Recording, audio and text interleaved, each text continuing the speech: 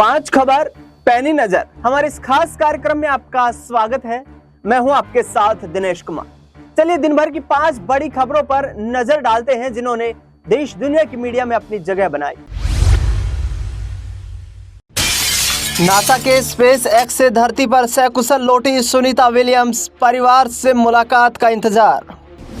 मेरठ से दिल दहला देने वाली खबर, पत्नी ने आशिक के साथ मिलकर पति को उतारा मौत के घाट।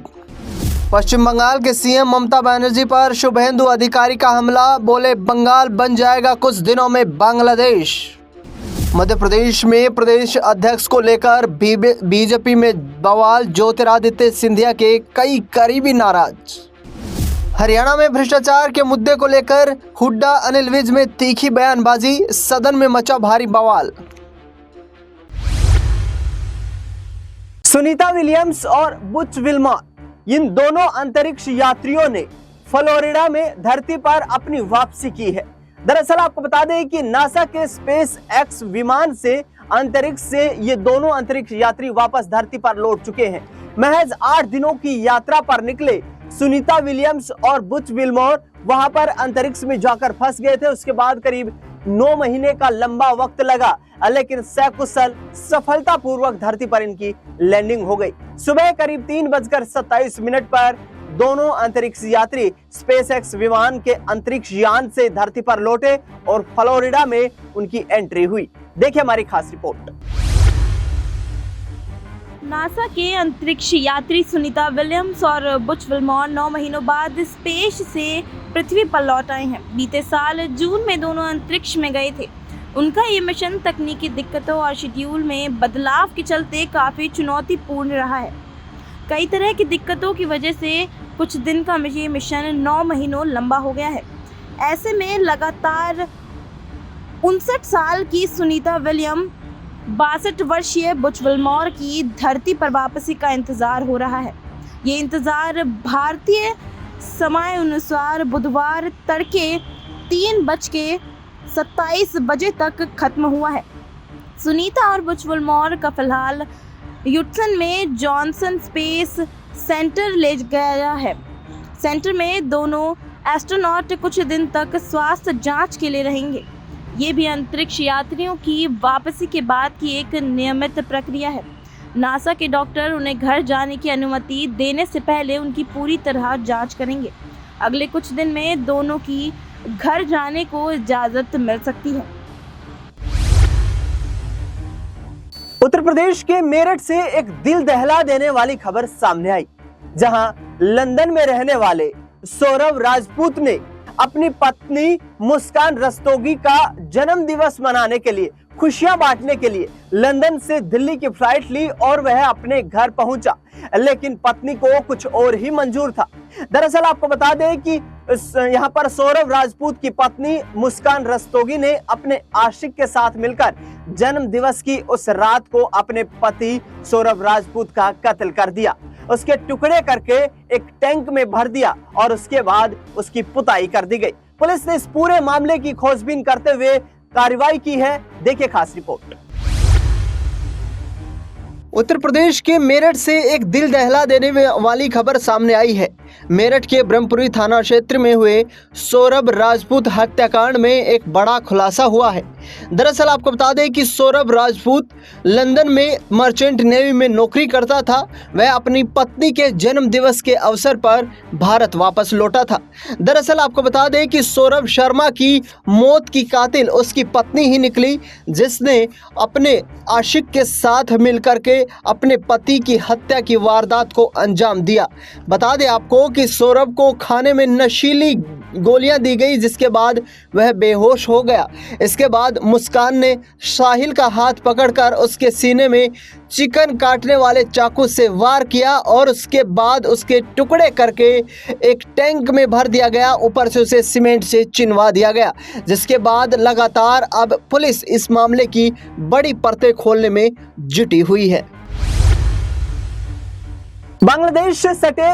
बांग्लादेश से सटे यहाँ पर पश्चिम बंगाल से एक बड़ी खबर ये सामने आई है कि शुभेंदु अधिकारी, जो कि बीजेपी के नेता हैं, उन्होंने मुख्यमंत्री ममता बनर्जी पर करारा निशाना साधा है।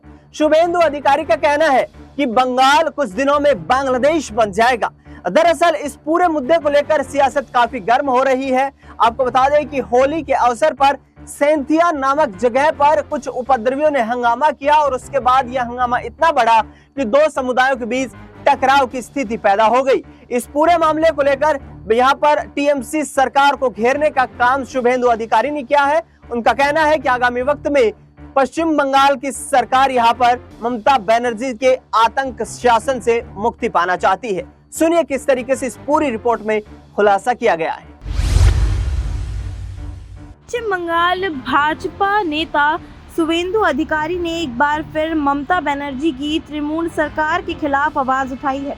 राज्य में 6 अप्रैल को रामनवमी उत्सव मनाया जाएगा। भाजपा नेता ने बीते सप्ताह घोषणा की थी कि रामनवमी पर राज्य भर में आयोजित होने वाले 20,000 से ज्यादा आयोजनों में लगभग 1 करोड़ हिंदू हिस्सा लेंगे। मंगलवार 8 मार्च 2025 को उन्होंने ये भी कहा कि उत्सव को रोकने के लिए किसी भी प्रयास का कड़ा विरोध किया जाएगा। शुभेंदु अधिकारी ने टीएमसी पर निशाना साधते हुए कहा कि अगर ममता बनर्जी सत्ता में रही तो राज्य में स्थित बांग्लादेश जैसे हो जाएगा। उनके शासन के दिन अब गिने चुने रह गए हैं। हिंदू अब एक समुदाय के प्रति उनके खुलेआम तृणीकरण के प्रयासों का बर्दाश्त नहीं करेंगे। उन्होंने ये तक कहा कि हिंदुस्तान में हिंदू राज्य करेंगे और पश्चिम बंगाल में हिंदुओं के लिए काम करने वाले राज करेंगे। अगर सभी हिंदू एकजुट हो जाएं तो टीएमसी धूल चाटेगी। भाजपा नेता ने होली के दौरान राज्य में हुई हिंसा की घटनाओं का हवाला देते हुए दावा किया है कि होली के दिन सेंथिया में जिहादियों की ओर से दलित पर हमले किए गए, लेकिन अपराधियों के खिलाफ कोई कार्रवाई नहीं की गई। सनातनियों के खिलाफ हुई हिंसा को छुपाने के लिए इंटरनेट सेवाएं बंद कर दी गई। इस पर विधानसभा में चर्चा भी नहीं होने दी गई। मध्य प्रदेश की राजनीति में भारतीय जनता पार्टी के लिए कोहराम मचा हुआ है। बीडी शर्मा प्रदेश अध्यक्ष जो हैं, उनका कार्यकाल खत्म होने वाला है। ऐसे में बीजेपी जातीय फैक्टर को साधते हुए बीजेपी का नया अध्यक्ष मध्य प्रदेश में बनाने की तैयारियों में जुट चुकी है। दरअसल आपको बता दें कि हेमंत खंडेलवाल जो कि बैतूल के विधायक हैं और बड़े कद्दावर नेता हैं, उनका नाम शामिल है। इसके साथ साथ आदिवासी नेता के तौर पर फग्गन सिंह कुलस्ते और ज्योतिरादित्य सिंधिया के गुट से आने वाले नरोत्तम मिश्रा भी प्रदेश अध्यक्ष की रेस में दिखाई दे रहे हैं। दरअसल नरोत्तम मिश्रा प्रदेश अध्यक्ष की सूची में तीसरे नंबर पर अपने आप को देख रहे हैं, जिससे वे नाखुश नजर आ रहे हैं। क्या आगामी वक्त में कोई बड़ा कदम उठाएंगे, इस पूरे मामले पर देखिए हमारी खास रिपोर्ट। मध्य प्रदेश की राजनीति में प्रदेश अध्यक्ष भारतीय जनता पार्टी किसे बनाए, ये लगातार एक गुत्थी बनी हुई है, क्योंकि जिस तरीके से बैतूल से आने वाले हेमंत खंडेलवाल, इसके साथ साथ नरोत्तम मिश्रा, फग्गन सिंह कुलस्ते जैसे बड़े बड़े कद्दावर नेताओं के जो नाम सामने आ रहे हैं, उसने बीजेपी नेताओं की टेंशन को बढ़ा दिया है। दरअसल आपको बता दें कि बीडी शर्मा का कार्यकाल हाल ही में खत्म हो रहा है और आगे आने वाले वक्त में किसे ये जिम्मेदारी सौंपी जाए, इसको लेकर लगातार बैठकें हो रही है। सिंधिया गुट से आने वाले नरोत्तम मिश्रा इस पद के लिए अपना दांव ठोक रहे हैं, लेकिन लगातार खबरें जो सामने आ रही हैं उसके मुताबिक भारतीय जनता पार्टी अपने ही संगठन के नेता को मध्य प्रदेश में ये बड़ी जिम्मेदारी सौंपने की तैयारी कर रही है।